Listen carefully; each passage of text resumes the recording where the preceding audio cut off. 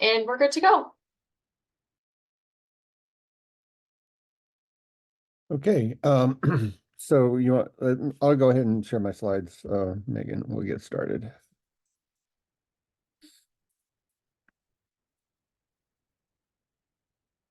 Okay. All right. Thanks for joining us, everyone. And again, happy Friday. My name is Meghanne Freivald. I'm the manager of instructional technology and virtual education support at Alfred University, where our statutory unit is the New York State College of Ceramics. And I'll hand it over to Keith so he can introduce himself.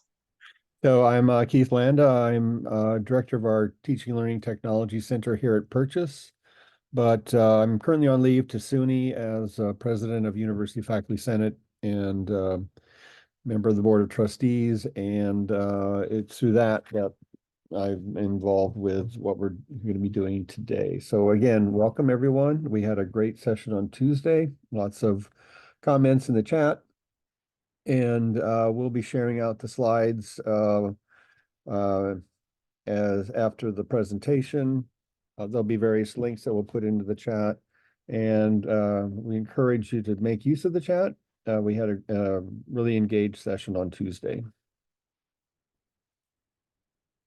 So Megan, back to you. Okay, we have a little agenda for you. This is just a schedule of what we're going to be discussing today.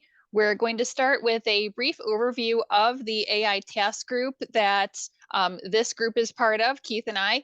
And a lot of the information that is being presented during this workshop series came out of the guide that was produced last fall. So we are going to discuss that in a little while as well, but we're going to talk about, why is it a good idea to consider including a syllabus statement? We're going to have a template for you if you would like to create your own statement. And we're also going to, again, take a quick look at the guide and the resources that are available there related to syllabus statements. We're going to discuss potential levels of AI use in the classroom, whether it may not be permitted at all, up through it is required for the course.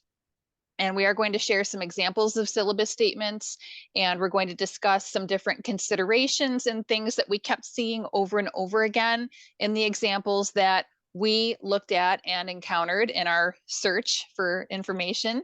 And we're going to have a brief word about citations, and then hopefully at the end we will have time for some discussion and some sharing before we wrap up.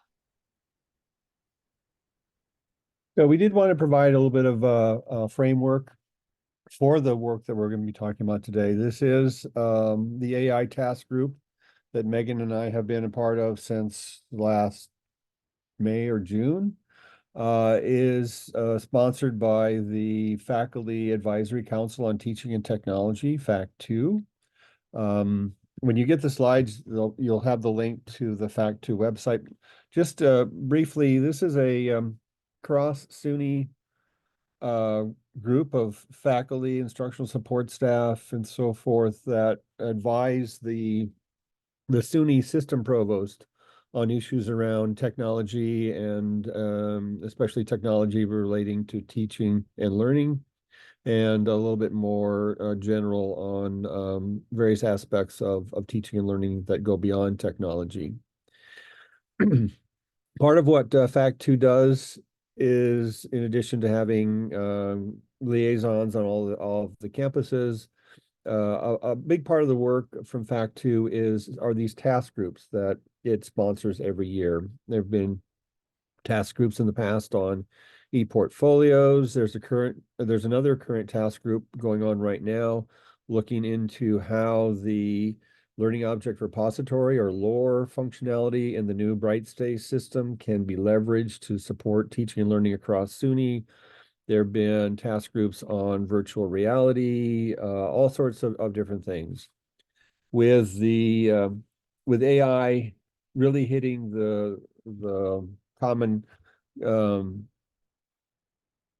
conception back in November of 2022, it was clear that FACT2 should sponsor a task group on AI, and so we all got started around June of 2023. Now, for most of our task groups, they spend the year studying, gathering resources, putting together white papers, maybe having webinars and workshops and a symposium at the end of the year. With such concern around AI, our task group was phased to get off and running right away.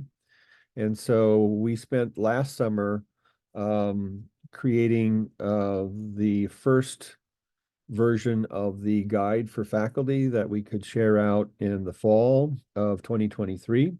So hopefully that guide was well distributed around your campuses. We'll take a little bit of a look at the version 1 guide as part of talking about syllabus statements in a little bit. Now that initial push was completed, we've been spending the rest of this year on 4 different areas. We've got 4 different subcommittees. One subcommittee is working on updating that version 1 guide, and I just saw a draft of what they have put together. And it looks like they've significantly enhanced and expanded what we did for last September in the version 1 guide. There's a group that is working on a website that will provide hopefully an ongoing source of support and information around AI in teaching and learning. There is a group planning a symposium in May, and we'll have more information about that toward the end of our presentation. And then Meghanne and I are co-chairing this faculty development subcommittee, and our primary output has been this series of webinar sessions. This is the 3rd week, and we've got 2 more weeks coming up, and we'll have information about those sessions as well. So with that, I think, Meghanne, I'll turn it back over to you. Yeah, so you might be wondering, why is it a good idea to put an AI statement in your syllabus? And it's fairly similar to any other information you might share in your syllabus. It's a way to communicate your expectations regarding whether or not AI use is going to be, when I say AI, we mean generative AI, ChatGPT, and so forth, but whether those sorts of tools are going to be permitted or even required or expected. And then what are the responsibilities on the part of the students? So you can just kind of think about some of the other items that you typically would include in your syllabus, whether you have campus policies or procedures for things like requesting disability accommodations or, grading, anything like that, anything that has a significant impact on the students being able to participate in the class. And we actually do have a question for you. Thank you, Keith. In the chat, if you would just let us know with just a quick yes or no, if you already have an AI statement that you're using, we'd be really interested just in kind of a snapshot of that. I'm seeing quite a few yeses. Great. No? Okay. Yeah, I think we're seeing Mix maybe of, yeah, mix. a few more yeses today than on Tuesday, it looks like. Maybe. I think so. I think so. That's very interesting. Yep. Oh, okay. Part of academic integrity. Good. Okay. Okay. We should talk about that whether, how this relates to your academic integrity statement, or if there are other things that go beyond that. That just popped into my mind, Meghanne, based on those comments in the chat. So, yeah, we have a template for you. So if you would like a little help putting together a statement, we have a template with a number of elements on it that work as sort of a guide for creating your own statement. And I have a QR code here. I'm going to grab the link and stick it in the chat in just a couple of moments, but it will prompt you to save it as a copy. And all of the elements that you see there are things that I mentioned before as the considerations that we noticed as we were going through a number of different examples. So these are just things that we commonly saw as a part of syllabus statements. And you can modify this however you like. You can remove any items that are not relevant to your use, or if there's something that you think really needs to be in there, please go ahead and add it. And I will say too, while you're with us this afternoon, please feel free to work on this template. If you're working and listening at the same time, you are not going to hurt our feelings. So please feel free to do that. And I will grab that link and I will stick it in the chat. And then I believe I will hand it back over to Keith. Yeah, so I did want to go into the guide just a bit because one of the things we realized very early when we were working on the version 1.0 of the guide is that at that time, especially summer 2023, a critical need would be to really help provide information to faculty to help them think about their expectations, and part of that is a syllabus statement. So I think Meghanne put a link to the guide. The guide actually lives in a couple of different locations. We've put this version. The guide was originally distributed out to campuses as a PDF. It's now been put up into the SUNY Pressbooks site as a openly licensed book. And just if we go in here and look at the contents, I won't go into the guide in detail, but we had materials back last fall about just providing an overview of the framework, some of the ethical issues, pros and cons, and so forth. I was part of the group that really focused on this pedagogy section. And so if you haven't looked at the guide, you might want to think look through some of these materials in thinking about how AI may or may not play a role in your course. And then we had a shorter section really thinking about identifying and evaluating different AI tools. So as I said, setting expectations for your class, it's just as Meghanne said earlier in our webinar, is very important. And I won't go through all of these examples because has picked out a number of examples that she'll be going through, which will be a big core of what we have for our webinar. But I just wanted to point out a couple of items here. This University of Alberta's Center for Teaching and Learning was early out of the gate in terms of providing information to their faculty about what they might think about including in their syllabus. Just pop that open briefly. What I liked about this is, well, it reinforces a number of things that Meghanne and I have already covered, and goes through a number of things that we as faculty might think about when we're putting a guide together. But what struck me is this is one of the first sites that really explored the range of different syllabus statements that faculty might consider. At the time, there was a lot of concern about how can we prevent students from cheating with AI. A lot of the comments about it being tied into academic integrity policies. And so there were a fair amount of syllabus statements around not being able to use AI. And I won't expand these because Meghanne has some examples.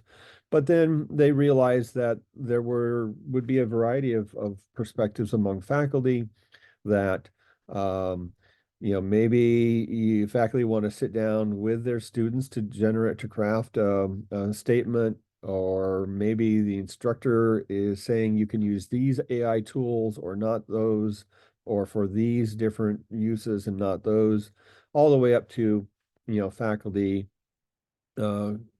fully integrating the use of AI into their tools. And we can maybe talk a little bit about why you might have that perspective.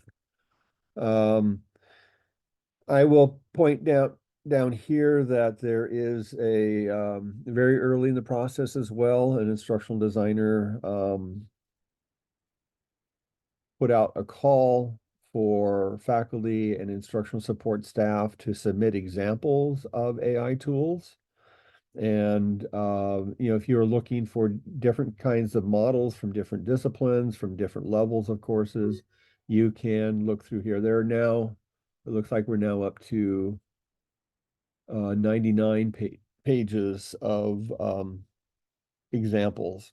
Now, Meghanne and I have looked through these examples. Some of them we would choose not to share because we don't think they're very good, but this is just kind of a community sourcing. And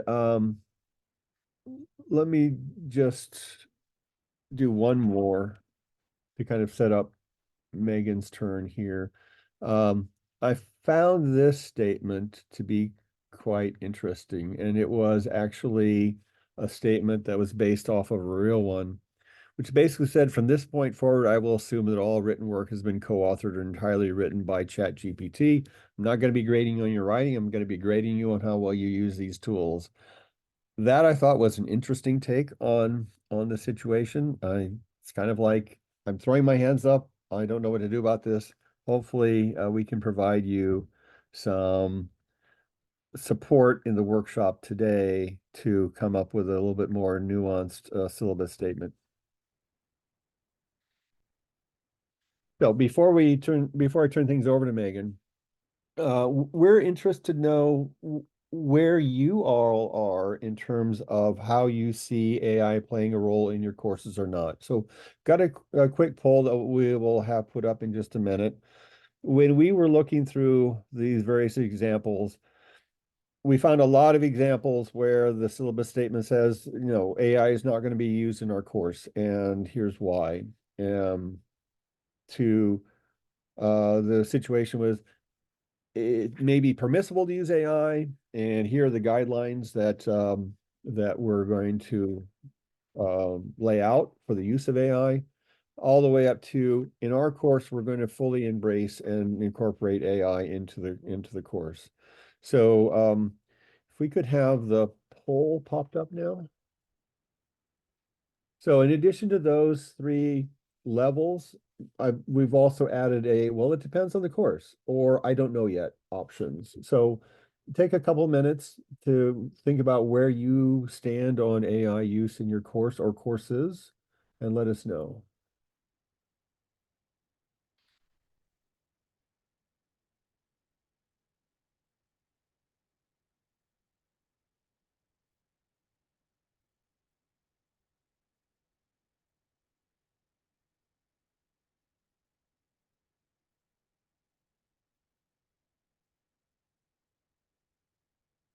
Okay, it looks like we've kind of stabilized here. A couple more coming in. So this is Meghanne, I don't think this is that much different from the distribution we saw on Tuesday. There is maybe a little bit more, it depends on the course, so that's good. I think the more we can think about really what makes sense on a course by course basis. Let me pop back and say, early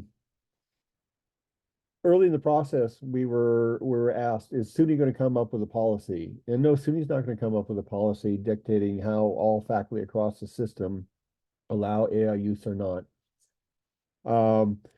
Even on a campus level, I don't think it makes sense for campuses to have a policy, because what courses it makes sense to use AI and what courses it doesn't make sense to AI, really probably going to be a faculty decision, and maybe a faculty member in consultation with their students. So I like that it depends on the course.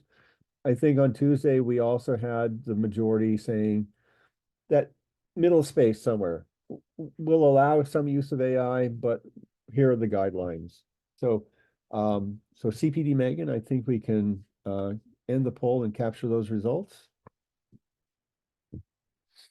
And I guess probably all of you, I was talking, and do you all see the results now? Okay, good. So let's go ahead and go on to now have Meghanne step us through some of the examples of different levels that we saw as part of our getting ready for the webinar. All right. I am going to, I apologize up front. Normally, I would never ever read from a slide during a presentation. But as our examples that we found incorporate more use, we found that the length of the statement increases. So we had to smush them onto the slide so the text gets a little bit smaller as we progress through our examples. And we also recognize that some people process a little bit more easily if they hear the content rather than reading it. So for that reason, we've chosen to read the statements. And this first statement is an example that discourages use in the class. And this example is in the guide as well. And this is from Jessamine Newhouse from SUNY Plattsburgh. And I'll just give this a read. Here we go. One of my favorite parts about teaching is helping students build their writing skills. Nobody will ever be more interested in your writing than I am. Writing clearly and effectively is necessary for your academic and professional success, but it isn't easy to do. However, in over 20 years of teaching, I've found that every single student with effort, practice, feedback, and support can improve their writing. While AI tools can generate written statements and even whole assignments, I am here as an expert writer to help you develop the ability to express your own unique and individual ideas in written form. That's what your tuition dollars are paying for. As a part of our co-created class values statement, I hope we will decide together to limit the use of ChatGPT and other AI in this class so everyone in our learning community will have the maximum opportunity to develop their writing voice. So any observations you have about that, please feel free to put them in the chat.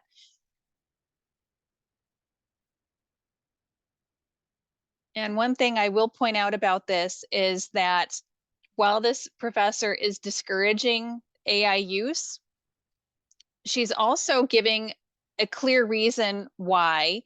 And it's also delivered in a very supportive manner. It's very encouraging. So it's putting a lot of the emphasis on the student and their abilities rather than taking a punitive approach, which is something that we saw in many of the examples that that focus on limiting use. And I like what Jasmine just said. She says, I like that the writer's voice is emphasized where AI cannot generate.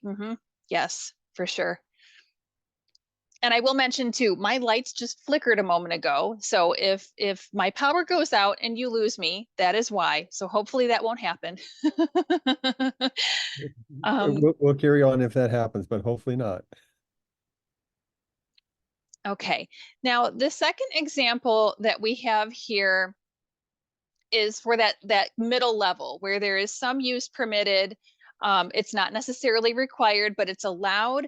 But there are certain guidelines the students have to follow. And one thing that we noticed is that as the permission to use AI or the expectation increased, the length of the statement increased, but also so does the instructive element, the informational element. So we'll give this one a read as well. Representing work generated by artificial intelligence as one's own work is academically dishonest. This class uses AI tools to reinforce your learning using this approach. 1. Learn to use AI tools skillfully as benefit increases with user skills. 2. Cross-check AI tools' responses, even factual, against authentic sources, evaluating them carefully. Cite all instances of words and ideas borrowed from AI tools using the MLA style. 4. For purposes beyond the cited text and ideas, indicate what AI tools you used and how in an endnote. 5. Don't use AI tools when not appropriate, such as for logical or ethical reasons. And again, please feel free to put your responses to this in the chat. So you can see, oh, and this is from Sam Sharma at Stony Brook. He presented last week on potential and pitfalls. And you can see in this example, he is adding additional requirements for the students who choose to use AI for their assignments. So in addition to getting the benefit of using these extra tools, there's also an increased responsibility on the part of the student to make sure, let's check the information, make sure that it's correct. Don't forget about citations, indicate what you did, explain your process. Okay, so there is more that we are expecting as the use increases. Okay, next one. Now, there are kind of two different tiers of the expected and required that we saw. One is this example where students are freely allowed to use it. So it's not necessarily required, but there aren't any restrictions on, assignments where they're not permitted to use it. And then there is an example later that we'll look at where it is required. And then you could even see examples for courses where there are specific tools that are required as well. But we'll look at this one first. And this one is from that repository that Keith shared. And this example is from Pam Harland at Plymouth State University. Okay, here we go. Within this course, you are welcome to use generative artificial intelligence, AI models, ChatGPT, DALL-E, GitHub Copilot, and anything after with acknowledgement. However, you should note that all large language models have a tendency to make up incorrect facts and fake citations. They may perpetuate biases, and image generation models can occasionally come up with offensive products. You will be responsible for any inaccurate, biased, offensive, or otherwise unethical content you submit, regardless of whether it originally comes from you or an AI model. If you use an AI model, its contribution must be cited and discussed. What was your prompt? Did you revise the AI model's original output for your submission? Did you ask follow-up questions? What did you learn?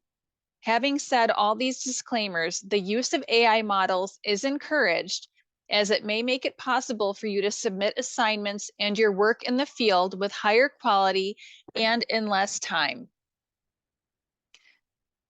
So again, if you have any comments or reaction to this, please put that in the chat. I will point out one really interesting thing that we saw here was the reflective component on the part of the student, where she's asking them to really think about their process. What prompt did you use? What did you get? How did you adjust that output? What did you do? How did you put your own spin on it? Did you ask follow-up questions? And I think the really important question here is, what did you learn? And I thought that was really interesting that she's possibly gathering information from the students so she can learn what was useful for them.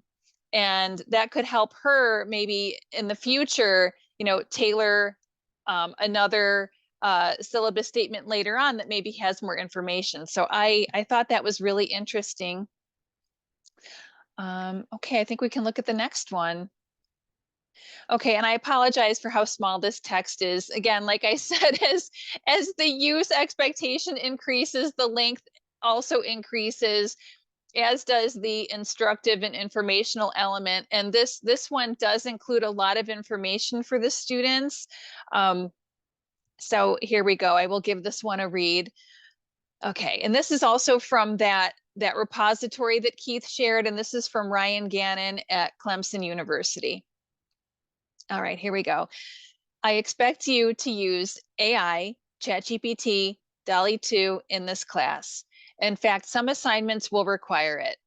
Learning to use AI is an emerging skill, and I will provide basic tutorials about how to leverage it for our work. However, be aware of the limits of these software systems. AI is vulnerable to discrimination because it can inadvertently or intentionally perpetuate existing biases present in the data it is trained on. For example, if an AI system is trained on data that contains a bias against a certain group, a group of people, the system may make decisions that are unfair or discriminatory toward that group. There are several reasons why AI systems can perpetuate discrimination. Bias in the training data. If the training data contains biases, the AI system may learn and replicate those biases in its decision making. Lack of diversity in the training data.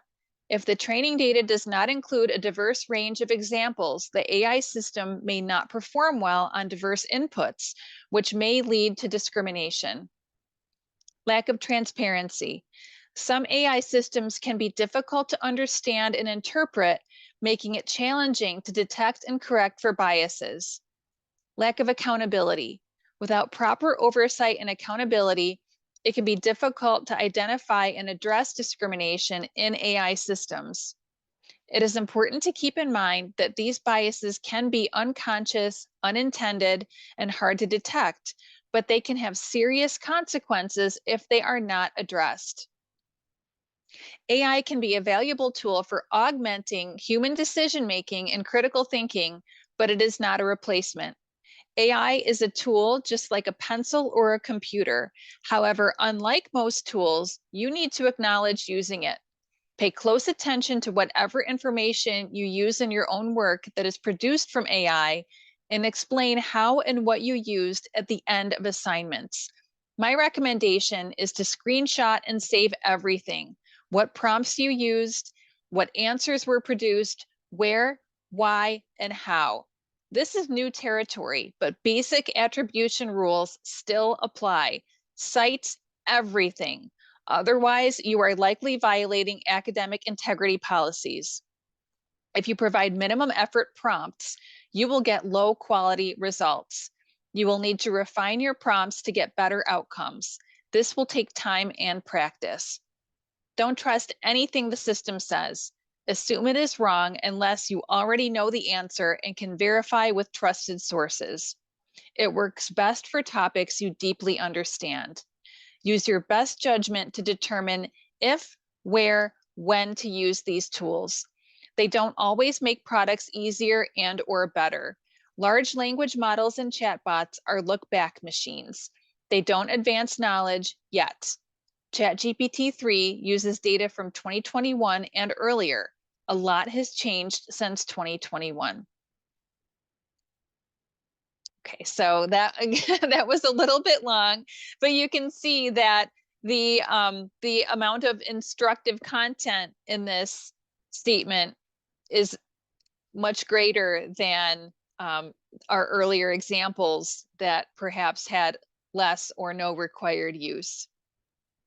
Yes, So we're going to see and I screen. commented in the chat, Megan, because it was clear to a lot of people that this is pretty long. It is pretty But long. Yes, apologies. yeah, maybe this is a page in your Brightspace course, and certainly if you're a faculty member who is really incorporating the use of specific AI tools in assignments, I am assuming that in my write-up of the assignments, I'm going to say we're going to be using these tools. Why? Here's what I expect you to get out of it, and so forth. So, a lot of opportunities beyond the syllabus statement for us to have conversations with our students about uh, how we expect them or don't expect them to use AI tools. Ready for me to go on then? Okay. So just a brief little interlude, continue to comment in the chat. I'm going to be back in the classroom for the first time in a while this summer. I figured after having moved our campus from Moodle to Brightspace, I should probably actually teach a course in Brightspace so that I've got a big bit of a sense for it. And so I thought, well, I'm going to need a syllabus statement. And why don't I turn to AI tools to see, how they can help me write a syllabus statement. So the course is my Search for Life in the Universe class. I will show prompts and responses from Gemini and Claude. Those are two that I'm kind of using now. Bard, Copilot, others are available.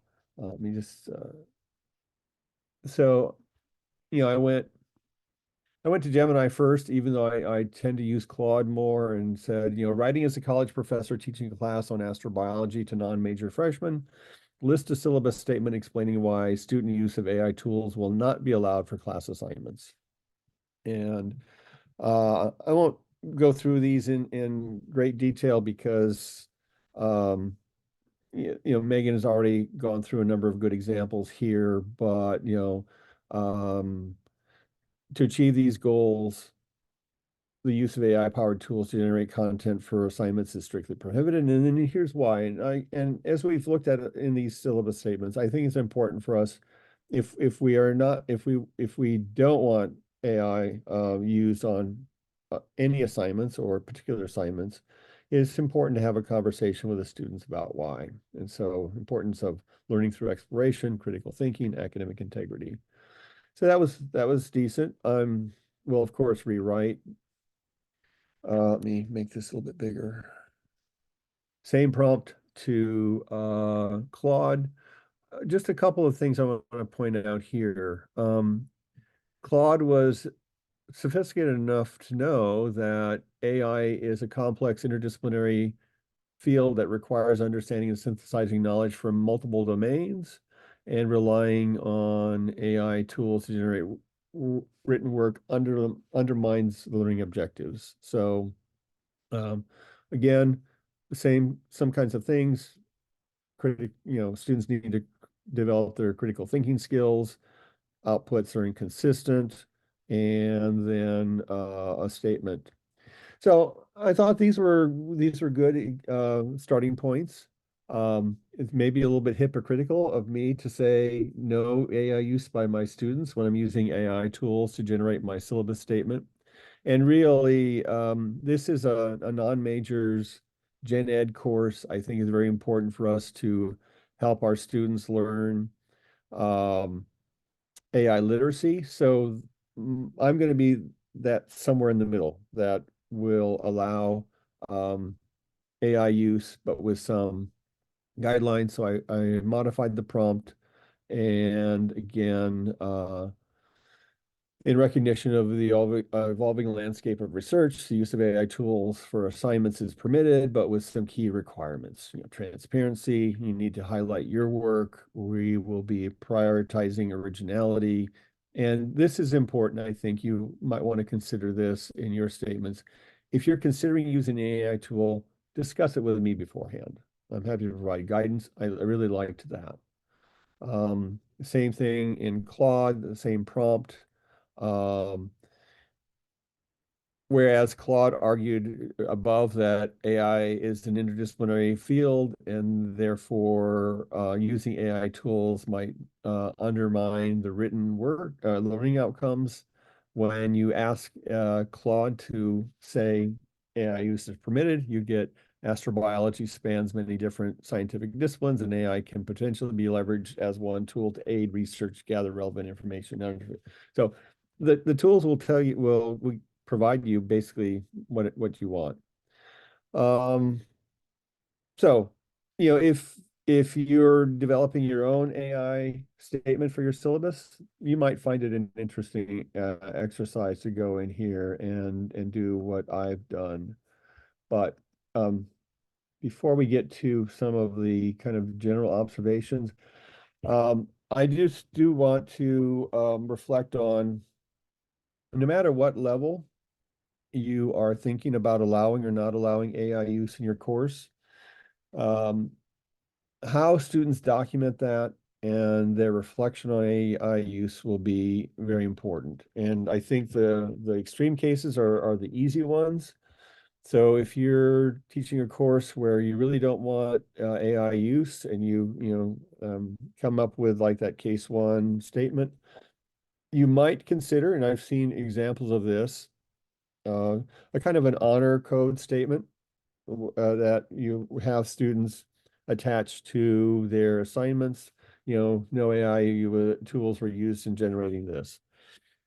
The downside of that, I think, is that it does tend to shift the conversation back toward this more punitive, preventing cheating kind of conversation, but that is an option you might want to consider. In the case three, where it's going to be required to use AI in particular assignments, then obviously what platforms that you as the instructor are requiring your students to use and how you want them to use that, that's probably going to be built into your assignments. It's this intermediate case where I think we need to think most thoughtfully about what we want our students to say about their use of AI. And so, I mean, clearly, if you're allowing but not requiring specific tools, but you're allowing it, then you're probably going to want to know from your students, well, what tools did you use? Why? For what parts of the assignment? And I will say we're not talking about assignment creation in the face of AI today. But when you think about your learning outcomes for your course and what is important activities for your students to meet your learning outcomes, and what parts of the course are not so central, that might give you an idea about where in your assignments you're going to allow use of AI and where you want your students to demonstrate their own work. How did you validate the use? How did the AI use impact what you got out of the assignment? Similar to some of the points that Meghanne made from some of the syllabus examples. I do want to share this example that we got from one of our colleagues, Logan Rath. So again, well, this is a syllabus statement for a graduate level information science course, so keep that in mind. This is the case where AI tools can be used, but Logan, wants them to include a disclaimer statement, and that's really why I'm sharing this assignment, and then validating the use, reflecting on it, and so forth. So that documentation and reflection, I think, is going to be very important for those of us who are allowing students to pick and choose what AI tools they want to use and where, so that they can be a little bit more metacognitive about why they're using these tools and how. But part of what Logan provides is an actual AI use and reflection statement template that he gives out to his students. It's posted up, and Megan's got a copy of it. If you want to a link to where you can get a copy of this, and just to make things consistent, rather than just having him say in general terms, well, tell me what tool you used and how.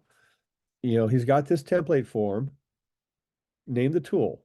How was it used? What was the prompt you submitted? What did you get? And then how did you modify that prompt and why? And so again, this is a graduate level graduate level information science course.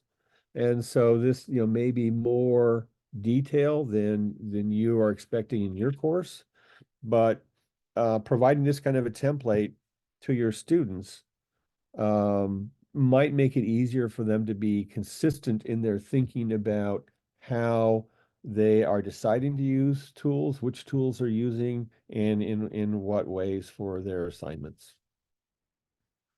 So, I mean, hopefully, if you make a copy of this, you'll find it something useful for offering your course. Meghanne.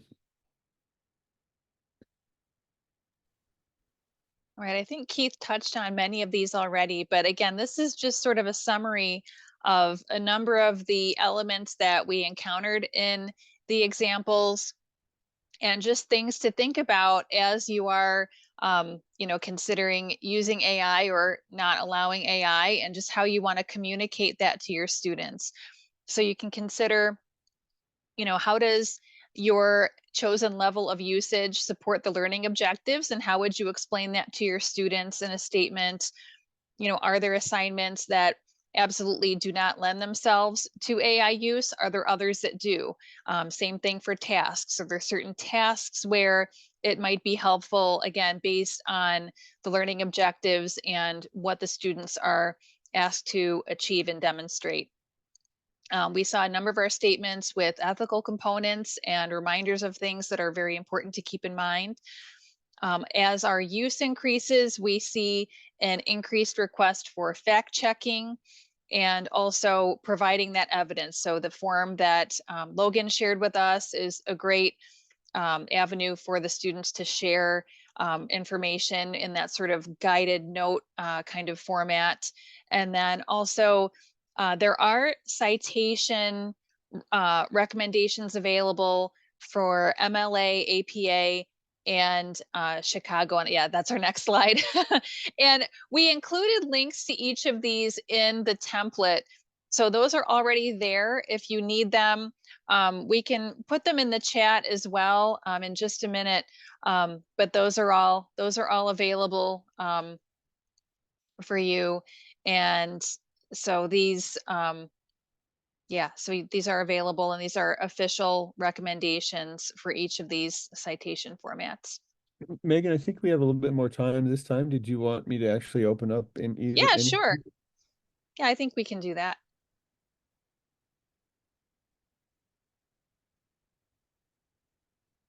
And so this is MLA. I can grab that link as well and throw that in. So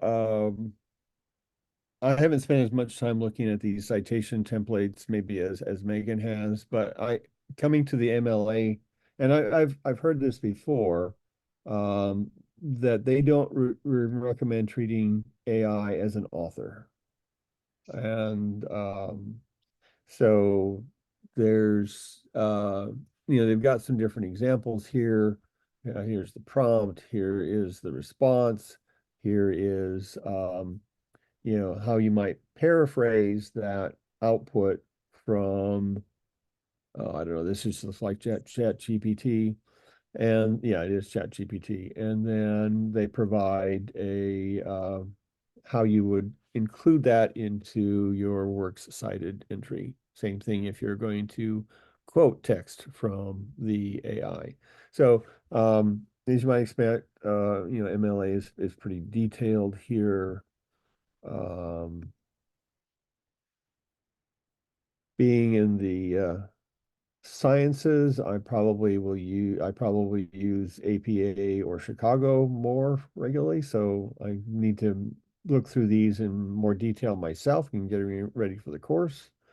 But again, they've got examples of how to incorporated into your narrative description, your narrative output in your paper, for example, as a student, and how to cite it. So yeah, whichever of these is relevant for your field, I would say, just figure out how these citation guidelines fit in with, what you are allowing or not allowing in your syllabus statement. I know, Megan, that's extemporaneous, kind of off the cuff. I don't know. Is there anything else we need to say about that? No, I think you said it pretty well. Okay. Um, Before we do this, let's, well, what do you think, Megan? Should I pause the screen sharing for a little bit, then we can have a conversation? Sure. Yeah. If anyone in the group today has an AI statement that they are already using, or one that they put together today, if you would like to share it, we would love that.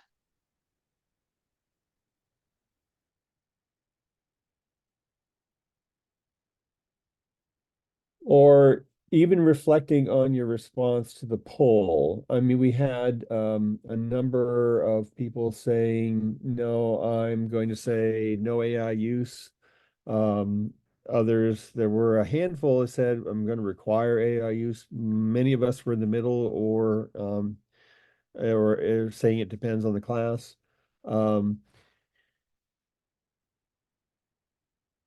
What's important to you in deciding that level? And you can either unmute your mic and contribute, or put things into the chat, either way.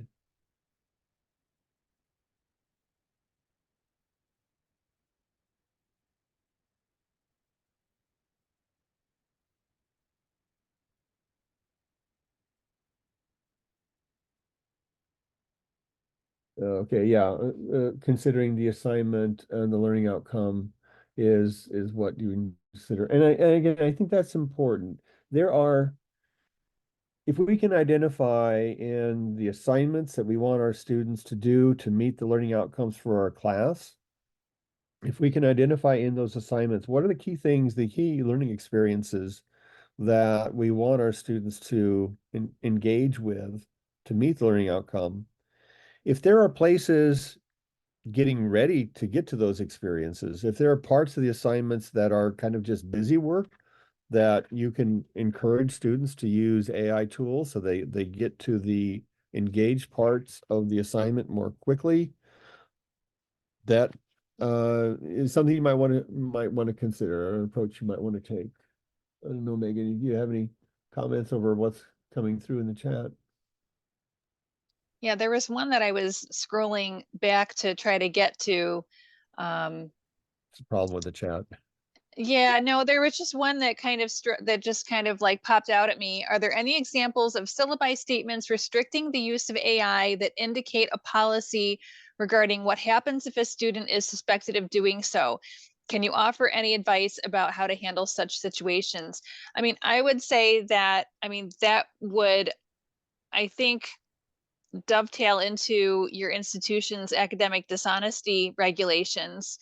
If a student has done something with AI that clearly is an example of academic dishonesty, if they, put a prompt into Chat GPT and generated an entire paper where nothing's cited, or, it spit out, fake sources, which it can do.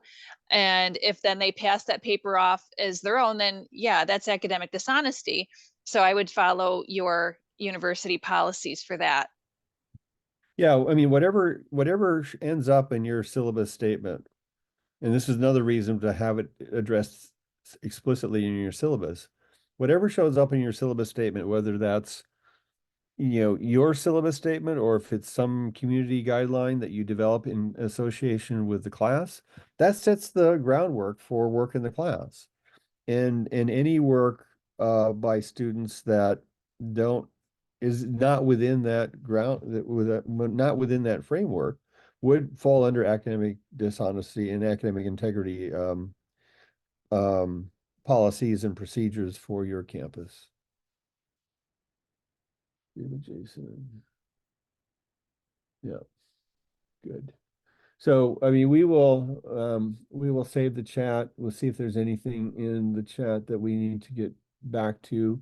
But in the meantime, we do have a couple of wrap-up slides that we need to get through.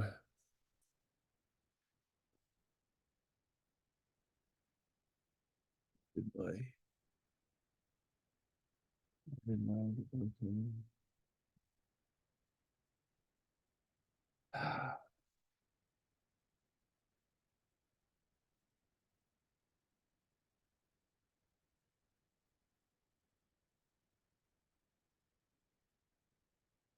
I have lost my presentation.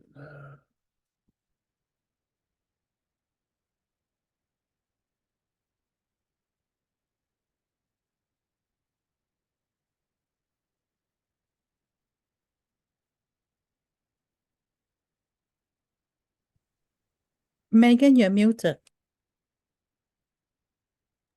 Thank you. I had no idea I was muted. I was just I was just saying that I was just acknowledging Jason's comment on, if you don't have a statement, you have no leg to stand on if students use AI when you don't want them to. It's a very good point. I think we can't make assumptions that the students will, understand when you don't want them to use it unless you tell them explicitly. Okay, so we are coming down to the wire here. Just again, wanted to make you aware of some upcoming opportunities through our task group. We have 2 more weeks of webinar sessions. If you haven't signed up for them already, Megan, can you drop the link to this into the chat? So next week, the focus will be on how we as instructors can set up frameworks to have our students more effectively use AI as an assistant. And, again, this somewhat impacts the AI literacy area, but also if you want to, if increasingly as we turn out students in different disciplines, we're also going to want to equip them with a facility to use the AI tools that will help them be successful. So, if we are graduating art historians or economists or, whatever discipline, we have a role to play, I think, in pointing students to effective use of these tools and how you can maybe set up the students to use the tools more effectively to succeed in your own class. And then the last week is going to be more faculty focused. We'll go over a variety of AI tools that faculty can use to help build our courses. And that'll be the end of the webinar series. Again, we have the symposium subcommittee that is working on a symposium on May 21st. It's going to be associated with the SUNY Conference on Instruction and Technology. It's going to be at Buffalo, University of Buffalo. The AI symposium is going to be a full day of session. We've got the link here that you can use to register. If you are going to be at CIT or if you're in the Western New York area and you want to show up for the symposium in person, you can do that. But these sessions will also be available for remote access. So it's going to be a hybrid symposium. If you register for the virtual registration for the symposium, there is no registration cost. If you are showing up in Buffalo and are just there, able to be there for the afternoon, in advance, say, of attending CIT for the rest of the week, I think, again, there's no cost. There is a small registration fee if you're going to be in person all day at the symposium in Buffalo, because there will be a lunch provided, and basically the small registration fee just covers the lunch. So look for those opportunities. Please engage. I think the group's done a lot of really good work in the area, and we've got a lot to share. Our contact information and a few of the links and resources that we presented in our webinar. So again, CPD will be sharing out the recording of this session along with our slides. So you'll have all the links that way as well. Megan, any wrap-up comments? No, I just want to thank everyone for joining us today. We really appreciate all the great participation and all the great comments in the chat. Even if we didn't get to all of them, I think we're all still figuring this out together. So I think all of those side conversations are very valuable. So thank you for that great participation. Great. Okay, I think we can stop the recording. Perfect.